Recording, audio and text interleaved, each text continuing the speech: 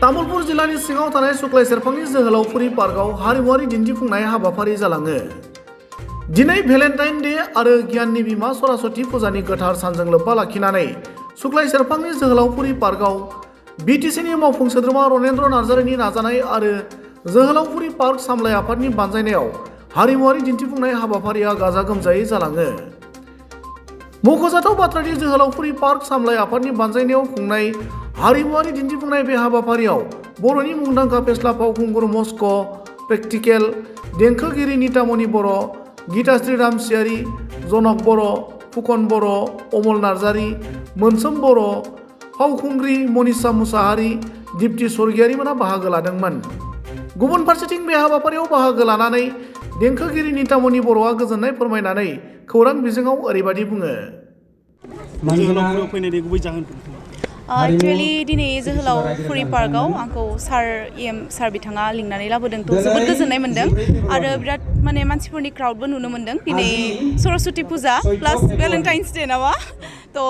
गासैनिसिमबो सरस्वती फुजानि गोजोन हामलायनाय बावहरग्रोबाय आरो भेलेन्टाइन्स डेनि दिनै माने सेंग्रा सिख्लाफोरनि थाखाय बिराद माने स्पेसियेल डे थ' बिथांमोना दिनै माने टाइम स्पेन्ड खालामनो थाखाय बा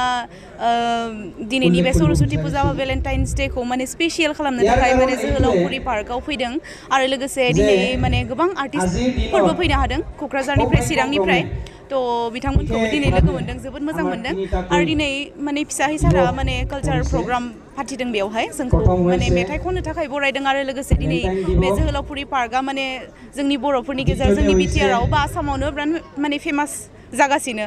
माने मिथिंगायारि नुथायनि थाखाय प्लास बिराद मोजां मोजां बिबार दङ नोंथांमोना बयबो माने नुखादों जानो हागौ फेसबुकफोराव थ' दिनै नुनानै गावनि मेगनजों नुनानै जोबोद मोजां मोनबाय आरो लोगोसे दिनै माने पारफर्म खालामनो थाखाय आं एक्साइटेड जानानै दं आरो जिहेतु नोंथाङा सासे देंखोगिरि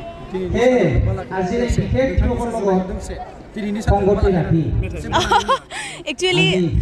रमान्टिक मेथाइथ' गैया माने भेलेन्टाइन्सनि थाखाय माने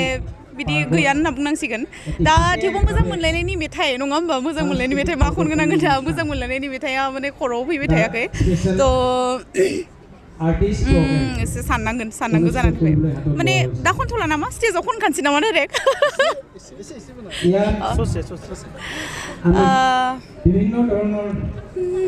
गावनिनो खननाय दोंसे मेथाइ खनसै आदा सोमखोर दैमारि बिथाङा लिरिक्सखौ होदोंमोन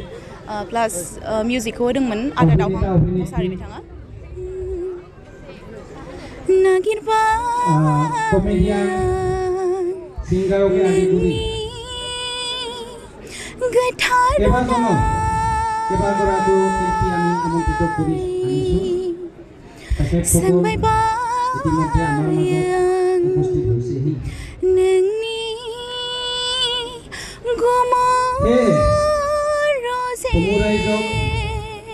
আজিৰ যি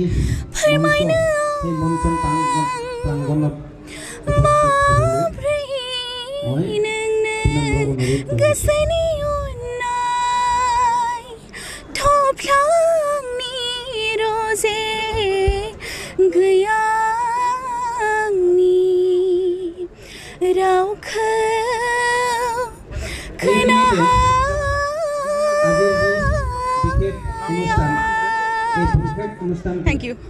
Thank you.